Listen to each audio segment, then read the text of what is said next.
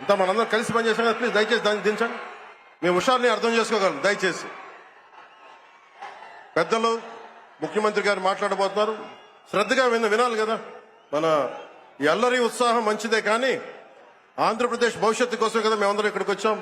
గౌరవ ముఖ్యమంత్రి గారు మన పారిశ్రామికీకరణ, ఉపాధి, ఉద్యోగ అవకాశాల గురించి మాట్లాడతారు. అందుకని దయచేసి జెండాలను ఇబ్బంది కలగ కొంచెం కింద దించండి దయచేసి.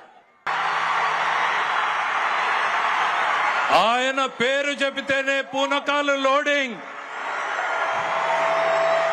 మదపు టేనుగులను కుంకీలతో తరిమేసినట్టు రాజకీయ మదపు టేనుగులను తరిమేయడంలో ఆయన పాత్ర మరువలేనిది. ఆయన మాట్లాడే ముందు దయచేసి విజ్ఞప్తి చేస్తున్నా. చాలు దిగి పడిపోతుందా? చాలు మీరందరూ బాగుండాలి కదా, మీరందరూ బాగుండాలి కదా. దింపమ్మా ప్లీజ్, జాగ్రత్తగా దిగే, నువ్వు జాగ్రత్త దిగే, నా మాట దిగు. తర్వాత అబ్బాయికి వెనక తీసుకురండి, అబ్బాయి ఫోటో ఇద్దాం. నా దిగు, జాగ్రత్తగా దిగు.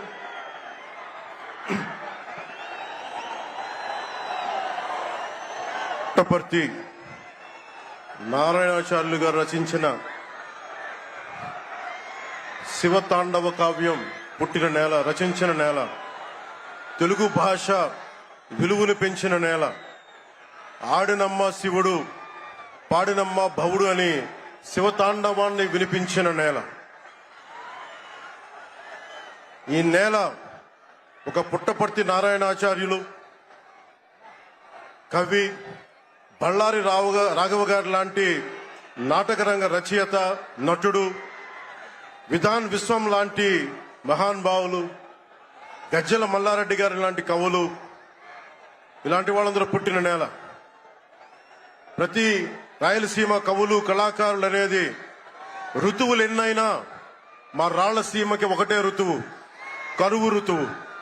కాలాలు ఎన్నైనా మా రాయలసీమకి ఒకటే కాలం, ఎండాకాలం.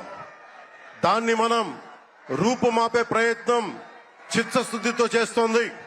పరిశ్రమలు, ఉద్యాన పంటలు, సాగునీటి ప్రాజెక్టులు మొదలైనవి చేపట్టి రాయలసీమని రతనాల సీమగా మార్చే దిశలోనే